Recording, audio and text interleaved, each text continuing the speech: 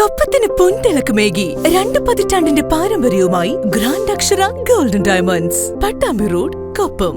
JCI India zone 28 job horizon എന്ന പേരിൽ job fair സംഘടിപ്പിച്ചു. മലപ്പുറം ജില്ലാ പഞ്ചായത്ത് മെമ്പർ ബഷീർ രണ്ടത്താണി ഉദ്ഘാടനം നിർവഹിച്ചു.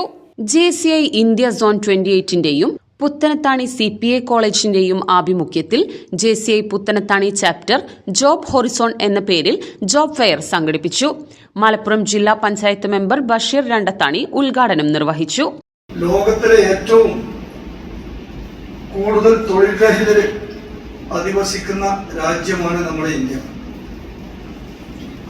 2017 കണക്ക് പ്രകാരം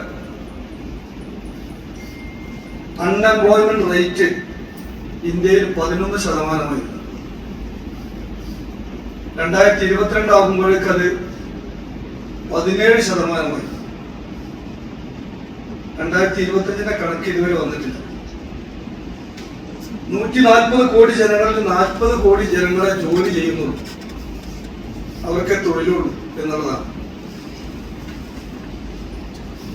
അതിലേറ്റവും പ്രധാനപ്പെട്ട സംഗതി ക്വാളിഫൈഡ് എംപ്ലോയീസ് ആയിട്ടുള്ള ആളുകൾ ആണ് തൊഴിൽ രഹിതരായി നിൽക്കുന്നത്. അഭ്യസ്ത വിദ്യരായ തൊഴിൽ രഹിതരുടെ എണ്ണം ഏറ്റവും കൂടുതലുള്ളത് ഇന്ത്യയിലാണ്.